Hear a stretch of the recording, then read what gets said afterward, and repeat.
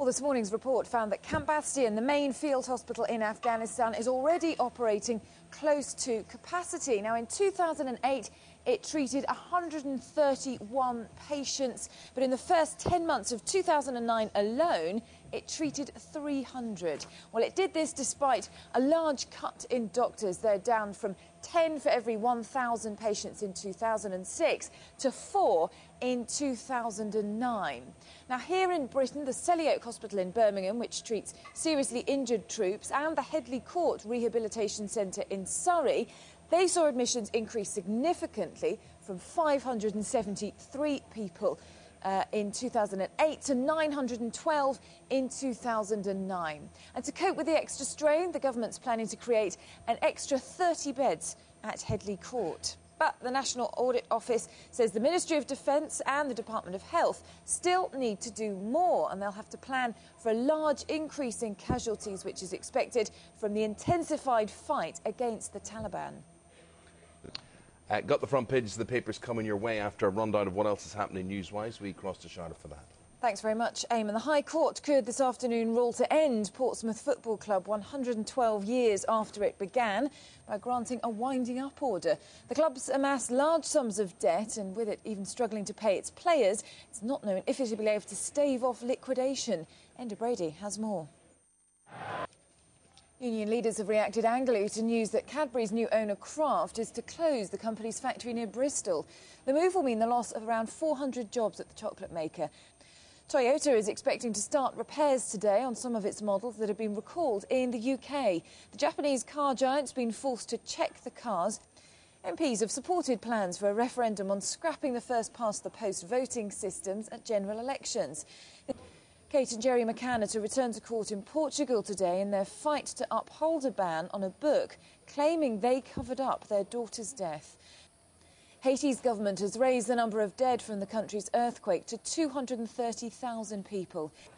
New pictures have been released of the 9/11 terror attacks in New York. The images were taken from police helicopters. The rising cost of child daycare is almost double that of inflation, according to new figures. The childcare charity, the Daycare Trust, says that despite the recession, people in England pay over £4,500 a year on average. A UK space industry worth up to £40 billion a year could be created under new plans to be announced later. The 20-year project, which is backed by industry experts and scientists, billions of pounds a year could be raised by taxing bankers and giving the money to those less fortunate. The Robin Hood tax is the brainchild of a group of charities hoping to fight poverty, protect public services and tackle climate change. Politicians are now being urged to back the movement. Juliana Needham has the details. OK, what do you think of that one? I'm not asking you personally what you think of that one. What do you personally think of that one? Let us know at Sky. Charlotte is the tweet, at Eamon Holmes, news@sky.com. Love to hear from you. Delivering your morning news with the details. Here's Charlotte.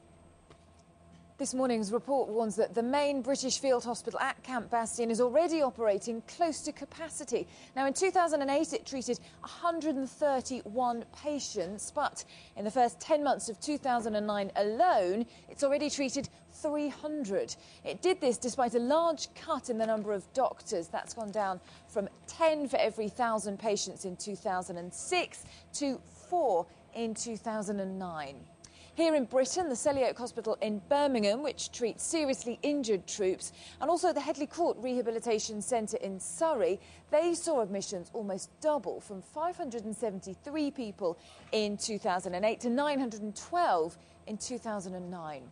Now, to cope with the extra strain, the government's planning to increase the number of beds at Headley Court by almost 50%. But the National Audit Office says the Ministry of Defence and the Department of Health still need to do more, and they'll have to plan for a large increase in casualties that's expected from the intensified fight against the Taliban.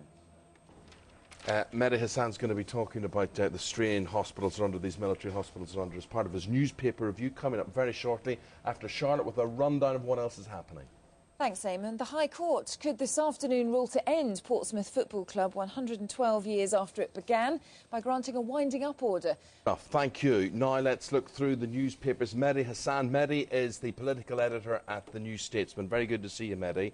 Morning. We're going to start with pay. People get very envious about this, of course. I'm a bit envious myself. looking at these figures. This is at the Envious the yourself, BBC. Eamon. Do What? you get envious looking in the mirror, Eamon? These stars will go elsewhere. When you look at the market, where else are they going to go? Well, you say to have to own up to their salary so that they can come in and poach Yeah, the likes of yeah. Paxman, etc. I I was awake at 5 a.m. this morning and in a car at 5:15, so I'm not one of those men. Although my wife does think I take too long, but not 83 minutes. Yeah. I know men have to shave, etc. And there's a lot of talk about the rise of the metrosexual man. You know, Eamon, not you and I, of course. Is it because of the lack of ability to multitask? You have to do everything separately. Do you think that's... Could be a fair point there, Charlotte.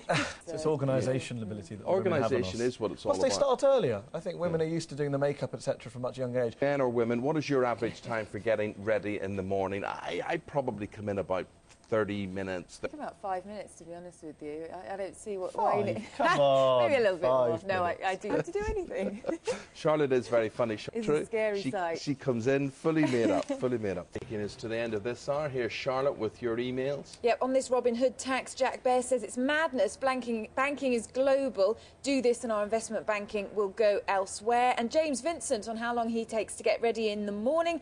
He says he probably takes about an hour, but that's because he sits down and he has a cup of coffee and watches us on the news. No, but that's not what we're talking about, James. We're talking about doing your ablutions and all sorts of You things. take a long time. But it's part of the process, isn't it, though? It is part. Well, dressing's part of the decisions. What shirt to wear, what tie to wear. Oh, you women have it so easy. Thank you very much indeed. Top stories right after this. Don't go away.